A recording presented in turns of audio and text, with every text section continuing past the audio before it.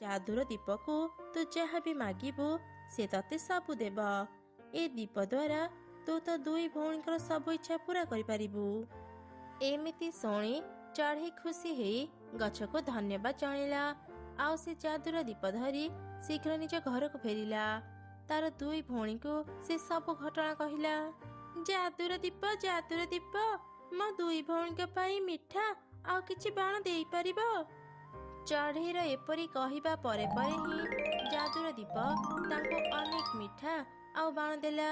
एमिति देखि तीन भौणी खूब खुशी हेई गले। तापरे चढ़ई पुणी से दीप को कहला, जादूर दीप आम घर को सुंदर करी सजई दियो।